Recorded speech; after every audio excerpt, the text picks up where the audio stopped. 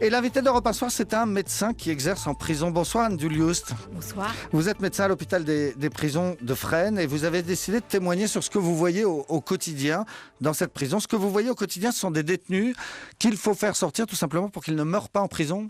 Exactement, oui, ce sont des détenus malades, donc avant tout pour moi des patients que je prends en charge souvent dans des maladies très avancées, des patients en fin de vie, des patients qui ont des maladies gravissimes et qui vont mourir dans les mois ou dans les semaines qui viennent, parfois même quelquefois dans les jours à venir, et pour lequel je pousse un cri d'alarme. J'interpelle la ministre, Madame Taubira, garde des Sceaux, pour qu'on fasse appliquer, qu'on toilette la loi Kouchner. Oui, parce que c'est Bernard Kouchner qui avait fait cette loi qui disait qu'un détenu qui était sur le point de mourir devait sortir. Ça avait été appliqué, on s'en souvient, parce que ça avait été très médiatisé à Maurice Papon, qui était sorti et qui avait vécu encore quelques années derrière. Vous, quand vous avez pris vos fonctions en 2011, vous avez tout de suite vu que ça allait être votre boulot. Faire les certificats pour que les gens aillent mourir dehors, quoi. Exactement, enfin, pour qu'ils aillent continuer leurs soins le plus longtemps possible et finalement mourir entourés des leurs, à l'hôpital, à leur domicile, dans un domicile qu'on va leur chercher. Il faut qu'ils soient proches de leur famille, il faut qu'ils soient proches de leurs amis, il faut qu'ils puissent recréer des liens.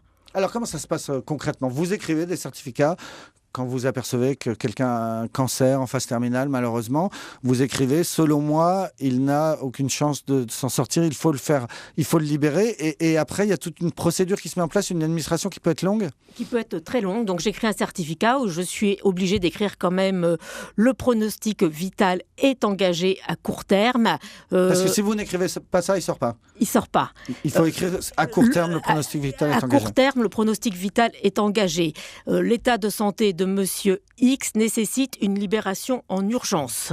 Donc ça peut me faire gagner quelques semaines si je fais un certificat où j'écris exactement ça. Ce que je fais, c'est vraiment, je le fais quand le pronostic vital est de l'ordre de quelques jours, quelques semaines, mais parfois certaines personnes meurent en détention parce que ça prend quand même quelques temps. Et puis, ce n'est applicable qu'aux personnes définitivement condamnées. Votre philosophie, on le comprend en lisant donc ce livre, votre cri du cœur qui s'appelle Médecin en prison, qui vient d'être publié chez First. Votre philosophie, c'est qu'un homme a le droit aux mêmes soins, à la même médecine, quelles que soient les fautes, quels que soient les crimes qu'il ait pu commettre. C'est-à-dire qu'un homme en prison doit être soigné comme un homme à l'extérieur ? Ça me paraît évident, oui, c'est exactement les mêmes soins. Nous ne sommes pas là pour juger. La personne a été jugée, elle a été condamnée, elle exécute une peine et c'est normal puisqu'il faut qu'il y ait l'exécution de la peine.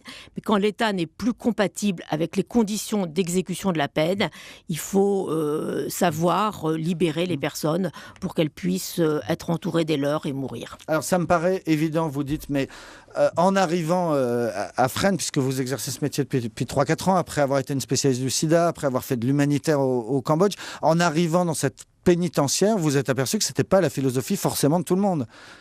Pas forcément, effectivement, mais ça, je pense que on peut jamais faire l'unanimité. À l'hôpital de Fresnes... Mais vous avez dû secouer un peu le cocotier parfois. J'ai secoué un petit peu le cocotier, mais c'était un cocotier qui était sur une voie un petit peu... il était un peu rassis, le cocotier. Et moi, je suis arrivée et j'ai secoué le cocotier en disant, de toute façon, on a un bel outil, on est là pour travailler, travaillons et faisons notre travail le mieux possible. Le mieux possible, c'est de soigner les gens. Et quand on ne peut plus les soigner pour les guérir, c'est de les soigner et faire tout notre possible pour qu'elles puissent sortir. Alors vous nous faites découvrir cette réalité des très grands malades en prison. Et puis une autre réalité, c'est celle des personnes très âgées. Pas forcément très malades, mais il y a dans les prisons françaises de plus en plus de septuagénaires, d'octogénaires, bientôt vous dites de nonagénaires. Moi je sais que j'ai eu des détenus de 87 ans, 88 ans. J'en ai pas eu qui ont dépassé cet âge-là, mais c'est déjà extrêmement âgé.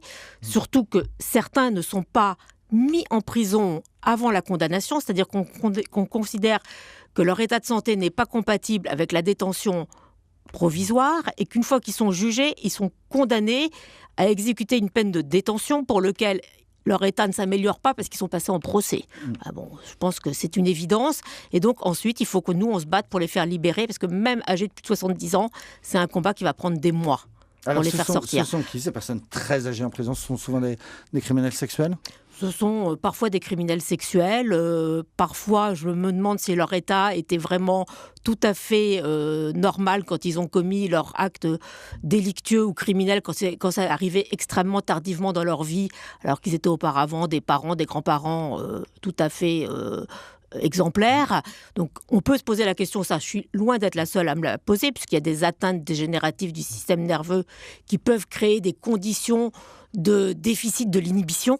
Donc ça, on sait que ça arrive, et moi je souhaiterais des expertises avant la condamnation, même si ces gens, je les juge responsables, au moins en partie de leurs actes, et qu'il faut surtout protéger d'éventuelles victimes.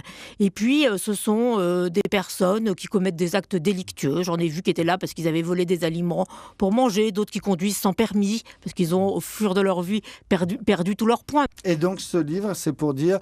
Facilitons un petit peu les procédures. Écoutez-nous, nous les médecins en prison, quand on vous dit celui-là il doit sortir, il faut le faire sortir plus vite. Exactement. Je pense qu'on est quand même des personnes raisonnables. J'ai jamais demandé à faire sortir l'ensemble des personnes que je soigne. C'est à peine 5% des personnes que je vois pour lesquelles je demande des certificats, pour lesquelles je rédige des certificats. Donc il faut nous croire quand on dit que le pronostic vital est engagé. On a une certaine expérience, on n'est pas des fous, on n'a pas envie de mettre des criminels et des dangereux criminels en liberté. C'est qu'on sait que de toute façon, ils n'ont plus l'État. Ils ne sont plus en capacité de faire du mal.